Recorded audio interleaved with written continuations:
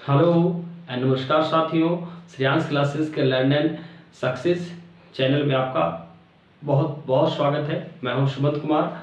आज मैं quadratic equation exercise 4.1 के आगे के क्वेश्चन सॉल्व कराने जा रहा हूं। If you not watching my last videos on quadratic equation, so please visit in description box where I linked the link. ठीक है दोस्तों, तो आज हम आगे का क्वेश्चन सोल्व कराने जा रहा हूं। अभी तक हमने 4.1 का 5 क्वेश्चंस पिछले वीडियो में सोल्व करा दिया हूं। आज क्वेश्चन 6 लेकर आए हैं। आपको पता ही है कि इसमें चेक करना है कि क्या जो दिया हुआ इक्वेशन है वह क्वाड्रेटिक इक्वेशन है या नहीं है। ठीक है, तो क्वेश्चन 6 है x² plus 3x plus 1 equal to x minus 2 to the whole square. चलिए इसको सोल्व करते हैं। इसमें आपको पता है कि सोल्व करना है, बताना है कि क्या दिया हुआ जो है the given equation is a quadratic equation और not. So we have to solve it. x² plus 3x plus 1 equal to ax minus 2 to the whole square है। a माइनस b का होल स्क्वायर का formula आपको पता है, a² plus b², तो 2 का square 4 हो जाएगा, x² प्लस माइनस 2ab यानी कि 4x हो जाएगा, 4x। ठीक है, आगे हम सबको एक साइड लाएंगे तो x² प्लस 3x प्लस 1 सभी को लेफ्ट साइड लाएंगे तो minus x² minus 4 plus 4x equal to 0। x² cancels, remaining 3x और 4x, तो 3x और 4x कितना हो जाएगा 7x, और सिर्फ बचा यहाँ माइनस 4 इक्वल टू 0। आप यहाँ देख सकते हैं कि ये जो हमारा जो इक्वेशन प्राप्त हुआ है उसमें जो मैक्सिमम किसी के पास जो है पावर ऑफ 2 नहीं है, इसलिए given this equation will not quadratic equation. इसको मैं इंग्लिश में इसलिए लिख रहा हूं दोस्तों कि जो मेरे सीबीएसई बोर्ड वाले स्टूडेंट है वो भी इंग्लिश में लिख सके, और हिंदी में बोलने का कारण है मेरा कि जो मेरे और भी बोर्ड यानी कि मेरे बिहार बोर्ड के जो दोस्त साथी हैं वो इसे हिंदी में समझ सके। ठीक है, तो ये जो है क्वेश्चन 6 था। ठीक है, आगे हम क्वेश्चन 7 करेंगे। देखते हैं क्वेश्चन 7 में भी अभी यही चेक करना है। तो क्वेश्चन 7 है x प्लस 2 एक क्वेश्चन 7 है x plus 2 to the whole cube equal to 2x into x² minus 1। ठीक है, इसको सोल्व करते हैं। तो जैसे आपको पता है कि होना चाहिए कि ax प्लस 2 का होल क्यूब है, यानी कि a प्लस b के होल क्यूब में जाएंगे तो a प्लस b का होल क्यूब का फॉर्मूला आपको पता होना चाहिए कि a³ प्लस b³ यानी कि 2 का whole cube equal to 8 plus b³ plus 3ab, तो 3ab तो 3 2 6 एंड x यानी कि 3 2 का 6 x और a प्लस b कोष्ट में क्या होगा a प्लस b यानी कि x प्लस 2। ठीक है, a प्लस b के होल क्यूब फॉर्मूले पे तोड़ा गया है। उसके बाद 2x से मल्टीप्लाई करेंगे तो 2x³ हो जाएगा माइनस 2x। ठीक है, उसके बाद फिर से x³ प्लस 8 प्लस फिर से इसको सोल्व करेंगे 6x स्क्वायर हो जाएगा plus 6x2 6 into 2 equal to 12x हो जाएगा। ठीक है, समझ में आ रहा होगा। तो 2x³ माइनस 2x, ठीक है। आफ्टर दैट यानी उसके बाद हम सभी को लेफ्ट साइड लाएंगे, x³ plus 8 plus 6x² plus 12x, तो लेफ्ट साइड पहले से ही है, बाकी जो राइट साइड में उनको भी लेफ्ट साइड लाएंगे। तो जो ये है तो 2x³ है, तो इधर आकर माइनस 2x³ हो जाएगा, और माइनस 2x है तो इधर आकर प्लस 2x होगा, इक्वल टू 0, ठीक है। उसके बाद देखिए x³ में 2 है तो माइनस 2x³ और x³, तो बचेगा x³, उसके बाद 6x² एक ठो है तो प्लस 6x² और 12x और 2x प्लस 14x हो जाएगा, और प्लस में सिर्फ 8 बचा हुआ, 8 है तो 8 इक्वल टू 0। अब आप देख सकते हैं कि जो हमारा जो क्वाड्रेटिक इक्वेशन के जो बेसिस है, यानी कि जो फॉर्मूला है, यानी कि उस पर नहीं बैठ पा रहा है, क्योंकि आप देख सकते हैं कि इसका जो अधिकतम जो पावर है यानी कि मैक्सिमम पावर है वह 2 से ज़्यादा हो जा रहा है। इसलिए क्या कहेंगे, दिस इक्वेशन, इसको भी वही लिख देंगे, this equation is not quadratic equation, ठीक है दोस्तों। अगर आप इसका स्क्रीनशॉट लेना चाहें तो स्क्रीनशॉट ले सकते हैं, ठीक है। स्क्रीनशॉट अगर लेना चाहें तो स्क्रीनशॉट ले सकते हैं। उम्मीद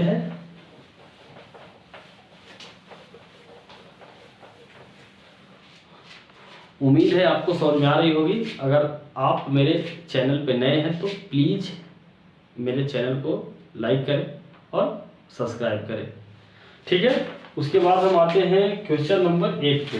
क्वेश्चन नंबर 8 में क्या कहा जा रहा है, कहा है ना, क्वेश्चन नंबर भी 8 वही है, यानी कि इसमें भी वही चेक करना है कि जो दिया गया जो इक्वेशन है वह क्वाड्रेटिक इक्वेशन है या नहीं। तो क्वेश्चन है x³ minus 4x² minus x plus 1 equal to x minus 2 to the whole cube, ठीक है। चलिए इसको सोल्व करते हैं, ठीक है।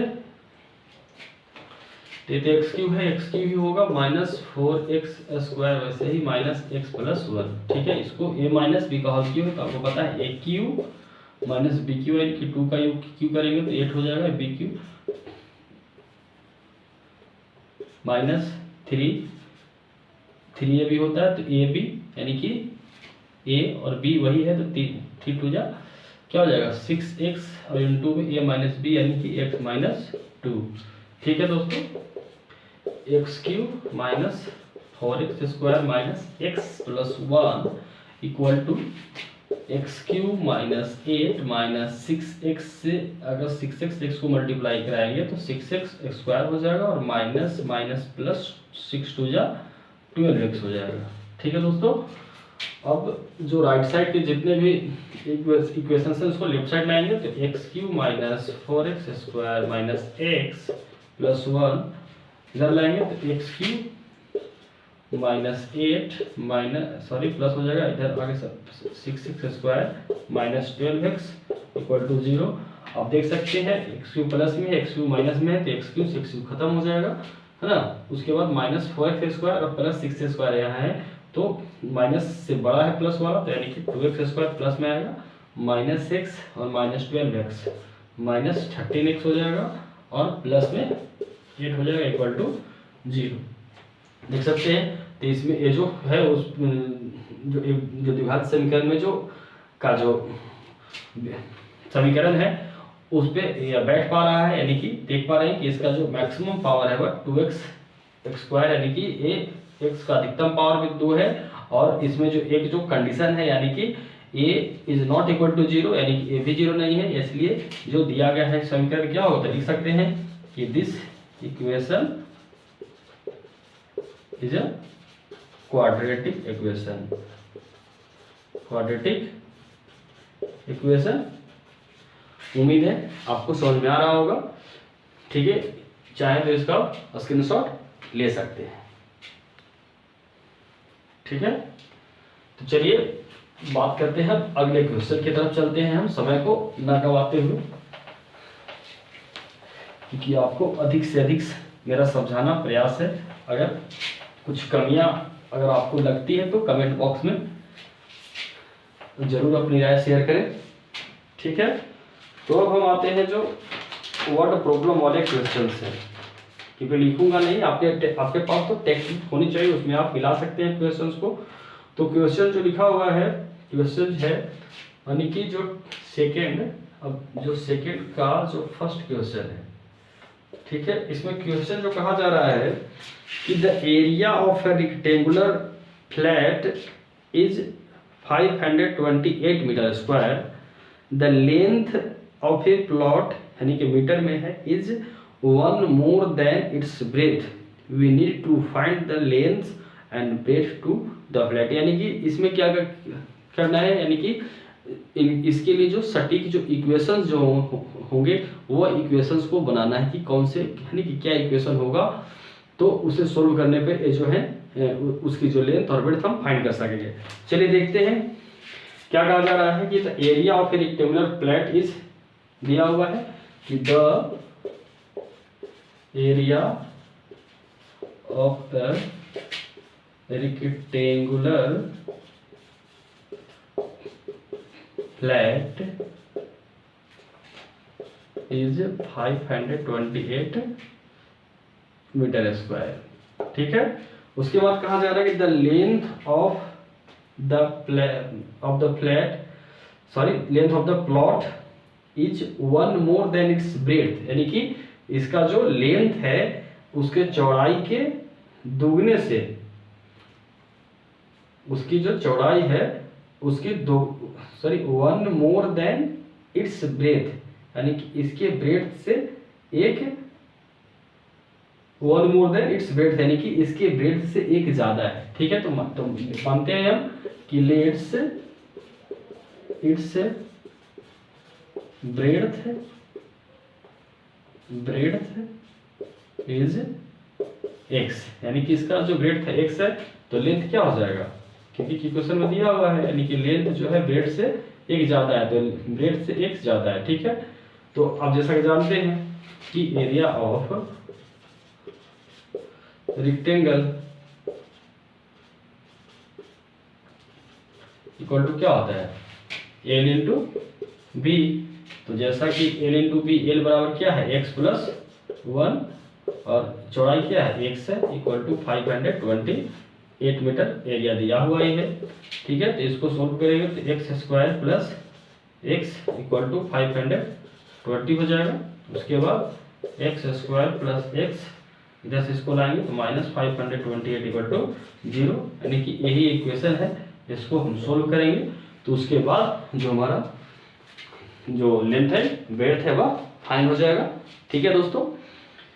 तो अगर चाहें आप तो इसका स्क्रीनशॉट आप ले सकते हैं, ठीक है।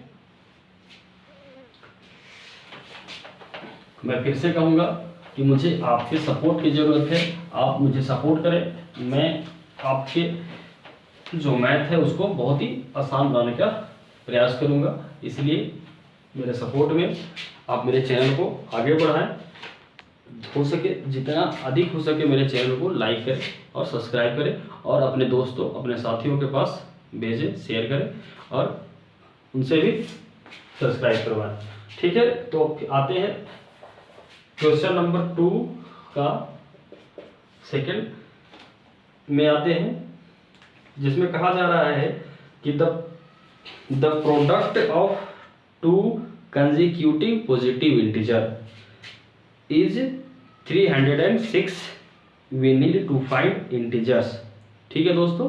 क्या कहा जा रहा है कि द प्रोडक्ट यानी कि आप जानते हैं कि सिंपल सी बात में अगर हिंदी में अगर साफ शब्दों में कहें कि गुना, तो प्रोडक्ट ऑफ 2 कंसेक्यूटिव मतलब क्या होता है, लगातार, ठीक है। यानी कि 2 लगातार जो पॉजिटिव इंटीजर, पॉजिटिव मतलब क्या, यानी कि धन है ना, धनात्मक जो इंटीजर है, पूर्णांक है, उनके जो जोड़ है, उनके जो योग है वह 306 है। तो इनकी जो इंटीजर्स है वह निकालने के लिए समीकरण क्या चाहिए, ठीक है, क्योंकि हमें सोल्व करनी नहीं है, बस हमें समीकरण को दिखाना है ना। फर्स्ट एक्सरसाइज में ये है, आप चाहे तो हम इसे सोल्व भी कर सकते हैं, लेकिन यहाँ में जो जो सवाल पूछा गया बस उसी पे ज़्यादा ध्यान देना है कि पहले उसके लिए इक्वेशन क्या फाइंड होंगे। ठीक है, तो मानते हैं हम लेट्स, ठीक है,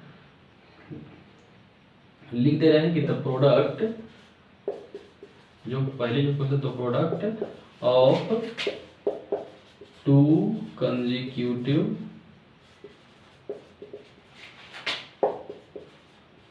पॉजिटिव इंटीजर इज 306, यही है। तो इसमें से आगे क्या कंडीशन दिया हुआ है कि, तो यह मानना होगा कि let's first consecutive first positive integers is x, ठीक है। तो सेकंड क्या हो जाएगा, यानी कि second positive integer equal to x plus 1। Simple सी बात, आपको पता है कि इंटीजर्स यानी कि 1 2 3 4 5, तो मान लीजिए पहला अगर x है तो हम उसमें एक ऐड करेंगे तभी तो अगला आएगा, ठीक है। तो अब अकॉर्डिंग टू क्वेश्चन, यानी जो क्वेश्चन कह रहा था उसके हिसाब से हम काम करेंगे। तो अकॉर्डिंग टू क्वेश्चन में क्या करा जाएगा, द प्रोडक्ट ऑफ टू, यानी कि इनका जो प्रोडक्ट है, यानी किसका, यानी कि दो कंसेक्यूटिव, यानी कि एक x और दूसरा x प्लस 1 कितना के बराबर है, 306 के बराबर है, ठीक है। इसको बस सोल्व कर देना है, तो x into x x square और x प्लस x इंटू 1, यानी कि x इक्वल टू 306, ठीक है। X square plus x minus 306 equal to 0, ये मेरा इक्वेशन होगा, ठीक है दोस्तों। तो आप चाहें तो इसका स्क्रीनशॉट ले लें, उसके बाद हम आगे क्वेश्चन को सॉल्व करते हैं, ठीक है।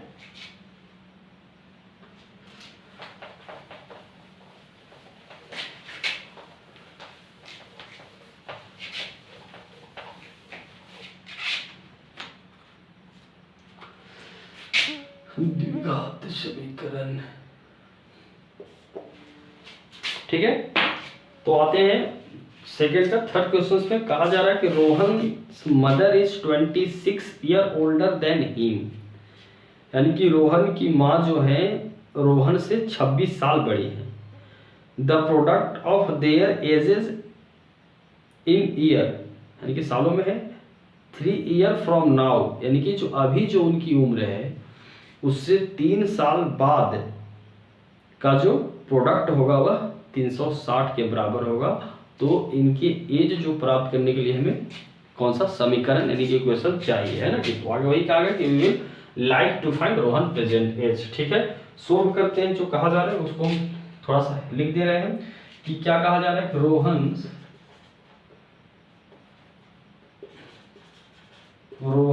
Mother age is, Rohan's mother's age is 26 year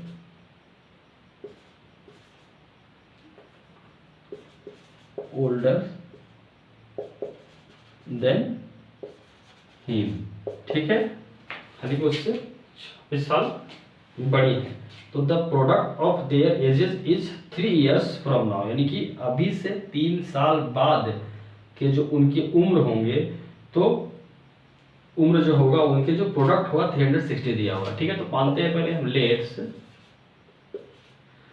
Rohan's